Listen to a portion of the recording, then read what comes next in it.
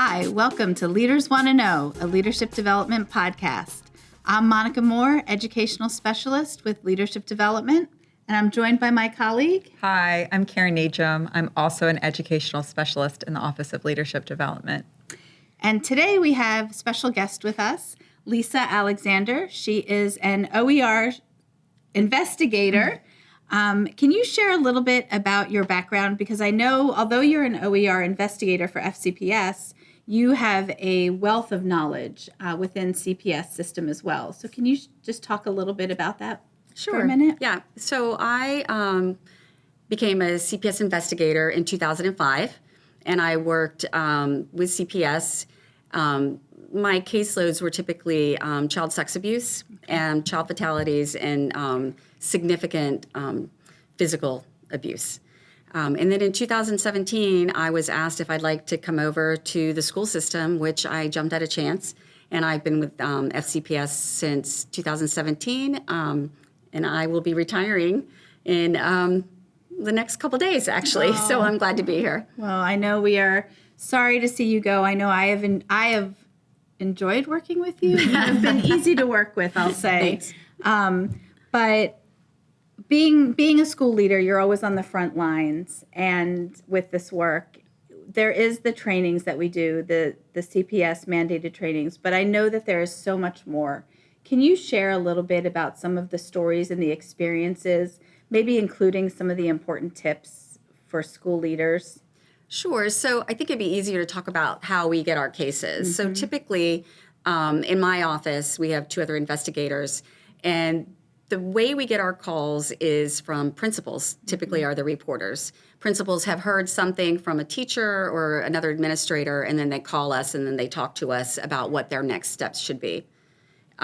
So oftentimes we say you're going to need to call CPS, and then once a case is assigned or not assigned, my office then looks at it, and then we work with the principal depending upon what the allegation was. Mm-hmm. And this is if it was involving a student or a staff member? Right. So we investigate misconduct in my team. My team does.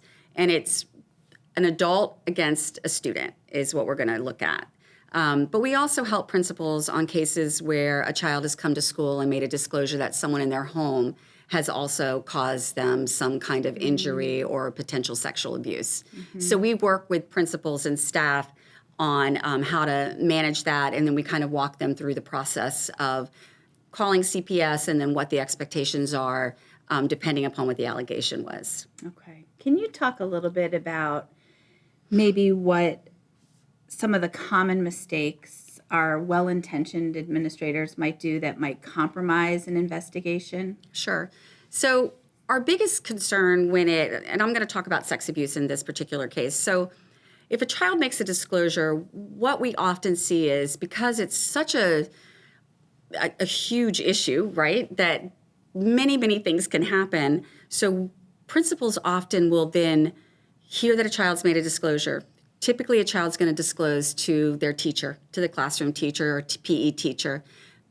That teacher then should be, we hope, reporting immediately to an administrator. But oftentimes what happens and what we see is that that teacher isn't really sure they heard the child say that or probably need a little bit more information. So the teacher will then go talk to the social worker. I had a case not too long ago where the teacher talked to the social worker talked to the school psychologist. The school psychologist wasn't really sure. The school psychologist finally, at hours later, called the principal. By then, we had this little kid who had made a disclosure at noon, and at 7 o'clock, we're now contacting the parent. So I think the mistake is that it's hard to believe.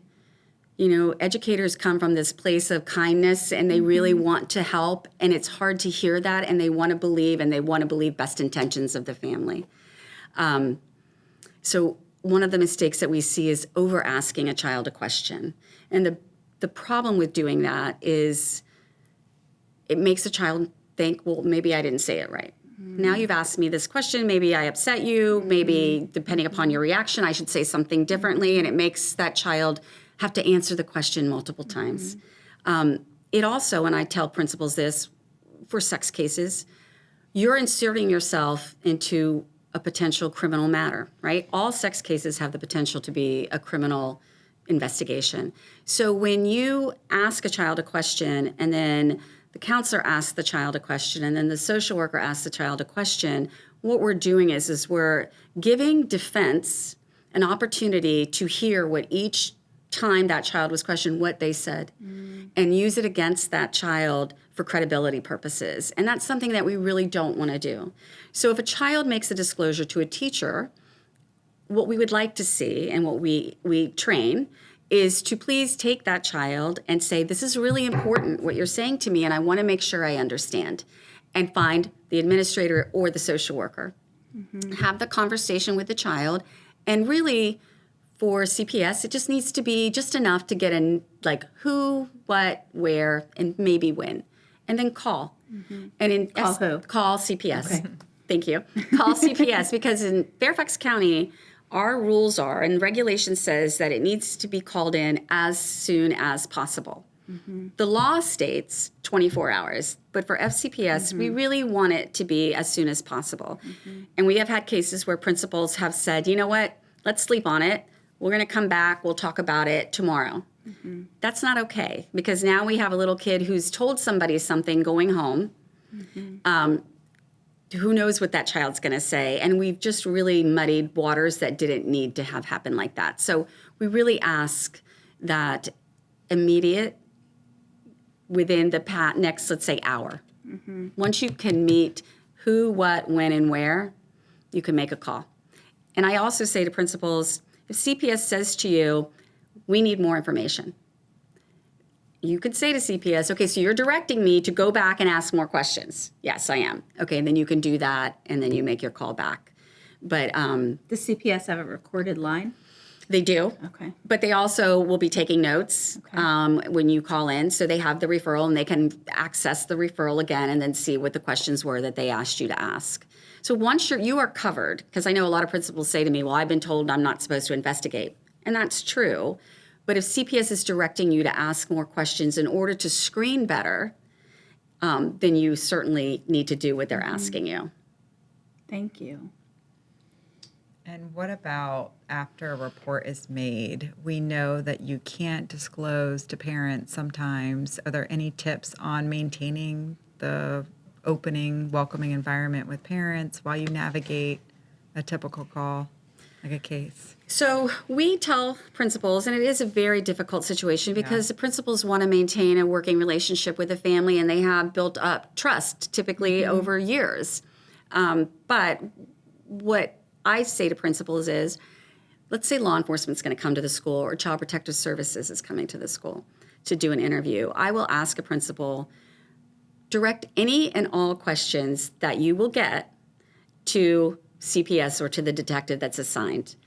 We have to tell parents, we can't give you any information because we don't know. If it's an out of family or if it's a family assessment where the family is the alleged offender, the teacher may not know, the principal may not know what the allegations really are.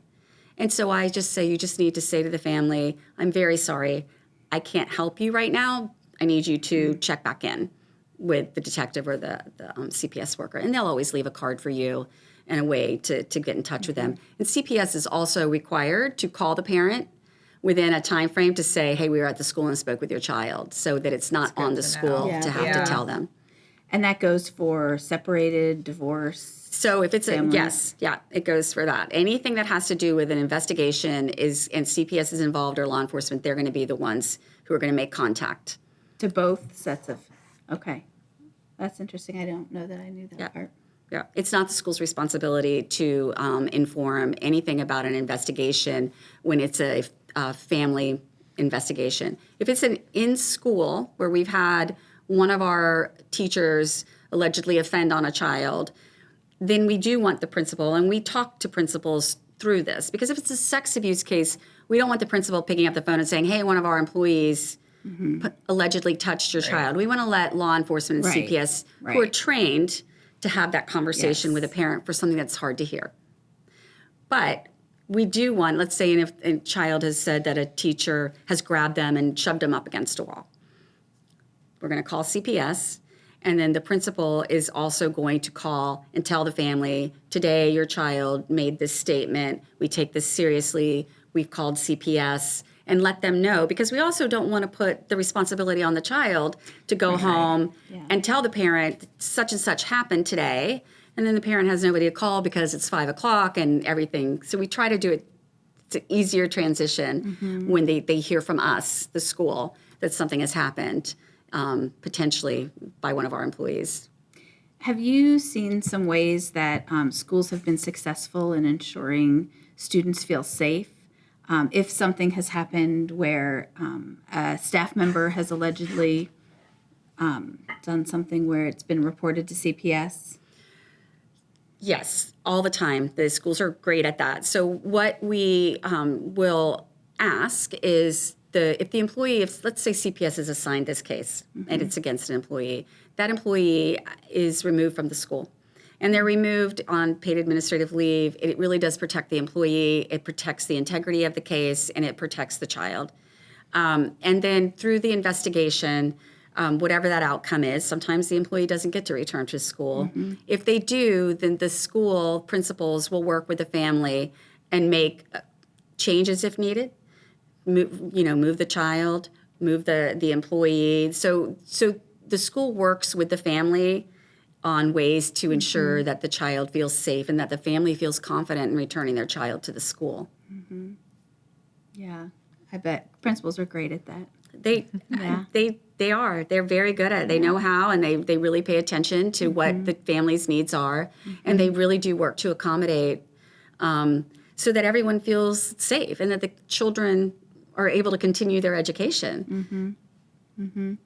So as we wrap up here, and we know that you shared that retirement is just around the corner for you, is there something that you want to leave principals with, like a nugget before you go, a tip, or? Well, I would say the most important thing, and I tell principals this all the time, I tell social workers, anybody in the school system, is you guys are the front lines. Like, these kids are with you 8-10 hours a day. Right. They trust and they have good relationships with most of the staff. So you are the front line. So we want to believe children. And if we don't necessarily believe, we want to protect and do what we need to do to make sure that a sound investigation can be conducted. The other thing I would say is oftentimes I'll talk to principals and they'll say, well, this little guy tends to tell big stories, or this child does these things. And I encourage them, well, while that might be true, it doesn't mean it's true this time. Right. So we need to keep our minds open and really explore what the child is saying. It's good for me to know that the child might like to tell stories, but also that shouldn't be the driving factor in whether we believe them or not. Absolutely. It's a good reminder. Yeah. Not an easy topic, but such important work.